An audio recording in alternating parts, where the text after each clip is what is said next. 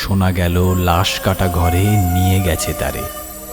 কাল রাতে ফাগুনের রাতের আঁধারে যখন গিয়েছে ডুবে পঞ্চমীর চাঁদ, মরিবার হলো তার স্বাদ।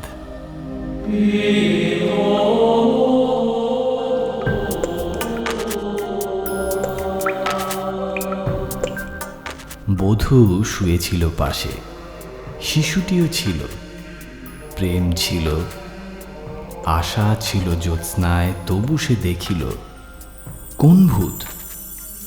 ঘুম কেন ভেঙে গেল তার, অথবা হয়নি ঘুম বহুকাল। লাশ কাটা ঘরে শুয়ে ঘুমায় এবার, কোনো দিন জাগিবে না আর, কোনো দিন জাগিবে না আর।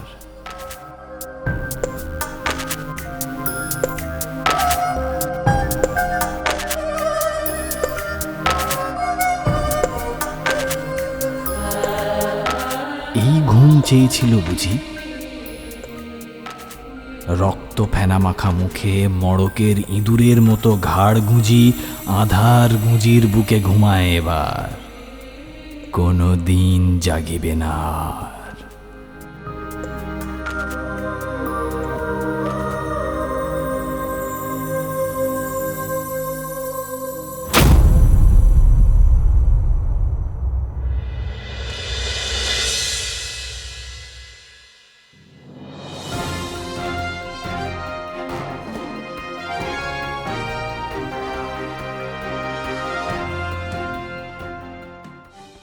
ব্যাঙ্গালোরে একটি অভিজাত কমপ্লেক্সে এক প্রবাসী বাঙালি ব্যক্তির মৃত্যু হয়। গতকাল রাতে এক যুবতী ফ্ল্যাটের মধ্যে তার বাবার পুড়ে যাওয়া মৃতদেহ শনাক্ত করে। জানা গেছে রাইমা নামে মেয়েটি পেশায় একজন সাংবাদিক।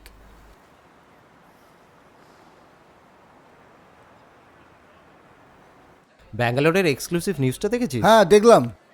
মর্নিং কৌশিকদা। হ্যাঁ গুড মর্নিং। আচ্ছা শোনো, গুড মর্নিং। আচ্ছা বলছি আজকে কি কি নিউজ যাচ্ছে তার একটা আপডেট দিও তো আমাকে। বোধহয় 2টো রিপিট টেলিকাস্ট হবে। হ্যাঁ টাইমটা কনফার্ম করে দিও।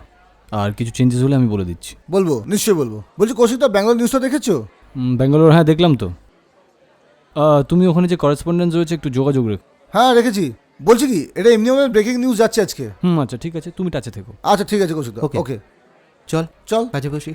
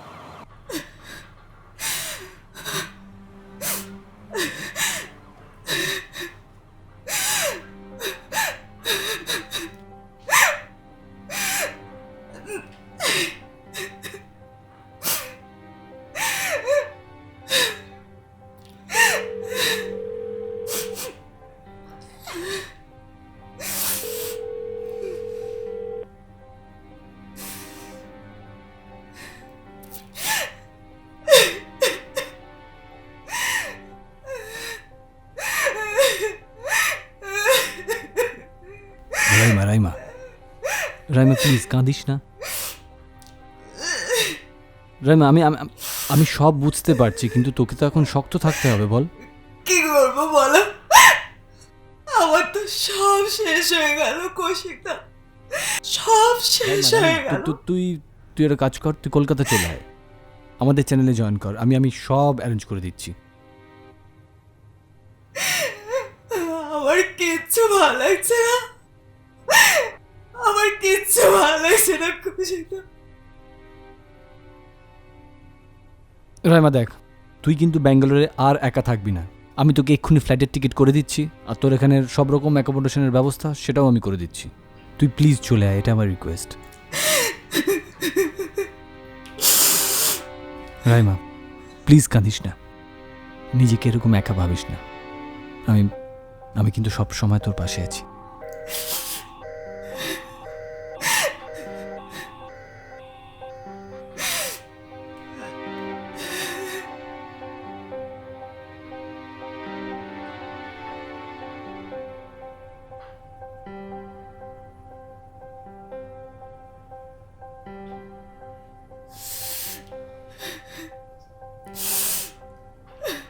আমাকে খোঁজো না তুমি বহুদিন, কতদিন আমিও তোমাকে খুঁজি না গো।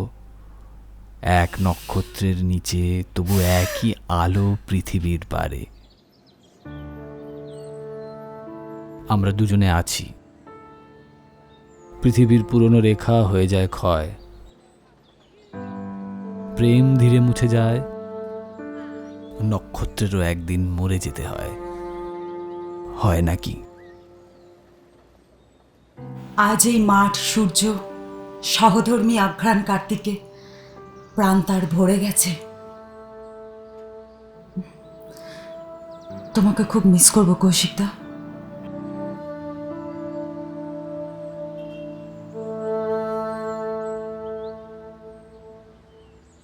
তুই যেখানেই থাকিস আমি সব সময় তোর পাশে আছি। মন দিয়ে কাজ করবি, কেমন? মনই তো মানছে না। কখনো কখনো মনকে আবডালে রেখে মস্তিষ্ককেই সিদ্ধান্ত নিতে দিতে হয়। তুমি আর পাঁচজনের মতন আমাকে ভাবতে বলছো?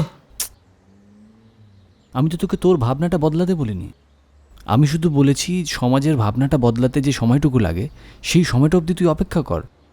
তাছাড়া তোর বাবা তোকে কতদিন পর দেখবেন বলতো? মুখে না বললেও তারও তো ইচ্ছে করে। তোর মা মারা যাওয়ার পর উনি তো তোকে বড় করলেন। জানি না, তবে বোধহয় একটা একটা অস্বস্তি নিয়েই আমাকে যেতে হবে। যেতে যখন হবেই শুধু শুধু মন খারাপ করিস না, মন দিয়ে কাজটা কর, কেমন? All the best. চ ওদিকটা যাই।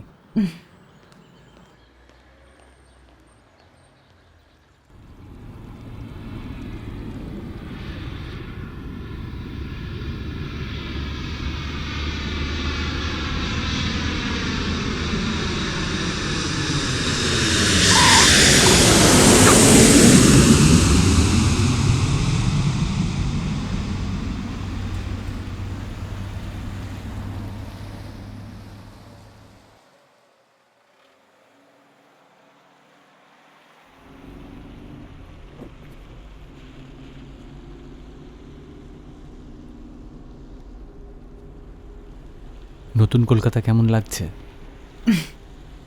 অনেক কিছু বদলে গেছে কৌশিকদা, কিন্তু তোমার সেই পাঞ্জাবি পরার অভ্যেসটা এখনো বদলায়নি। কি আর করবো, কর্পোরেট সেক্টরে এই সপ্তাহ সুযোগ হয় না, তাই যখন পারি একটু পরে নিই আর কি। সো কেমন আছো তুমি? ভালো। তোর খবরটা শুনে আমি বেশ আপসেট ছিলাম। আচ্ছা, এনিওয়ে, তোর কলকাতায় থাকার কিন্তু একটা বন্দোবস্ত করে ফেলেছি। থ্যাঙ্কস। থ্যাঙ্কসের কি আছে?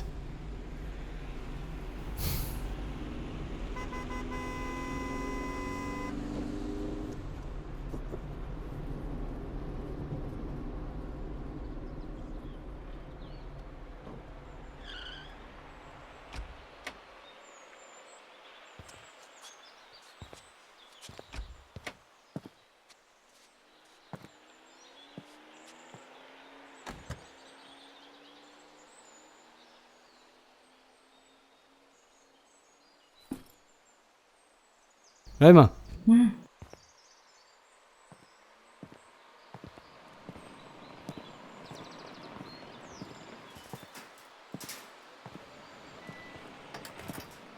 Good morning sir. হ্যাঁ গুড মর্নিং। বলছি, রাতে কি তুমি থাকো?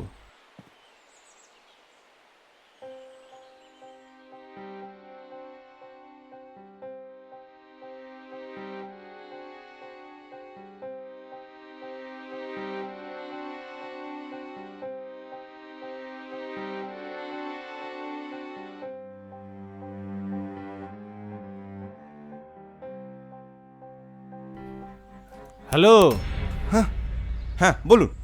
বলছি রাতে কি তুমি থাকো? হ্যাঁ স্যার, আমি সবসময় থাকি। হ্যাঁ হ্যাঁ, তো ম্যাডাম এসছেন, উনি আজ থেকে 3rd ফ্লোরে থাকবেন, একটু খেয়াল রাখবে।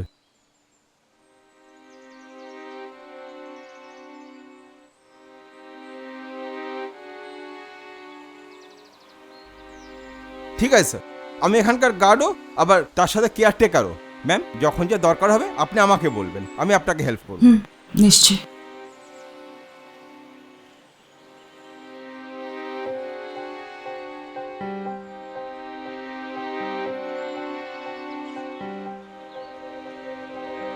হ্যালো, হ্যাঁ স্যার। আমি তোমাকে খেয়াল রাখতে বলেছি, নজর দিতে নয়। Sorry sir. অদ্ভুত ব্যাপার, চল।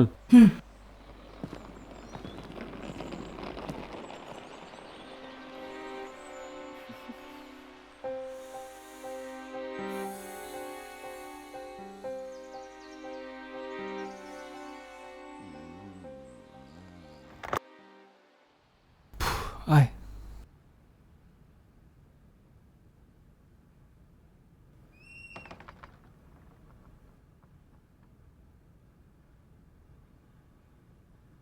তাড়াতাড়ির মধ্যে এই ফ্ল্যাটটাই অ্যারেঞ্জ করা গেছে।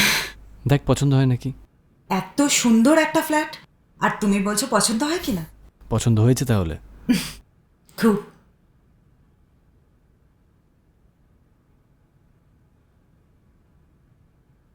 কৌশিক, তুমি না থাকলে আমি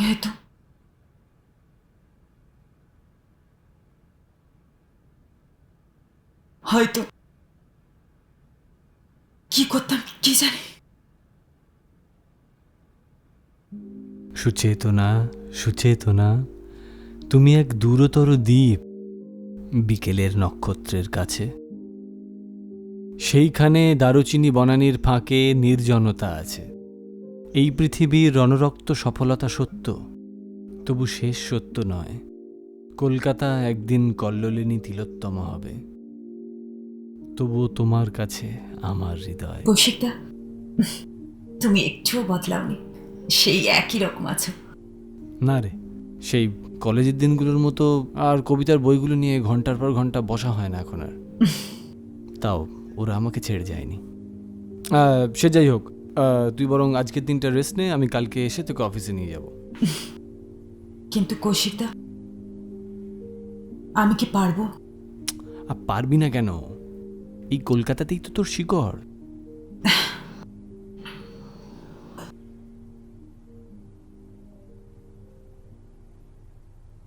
তুমি তো সবই জানো কৌশিকদা,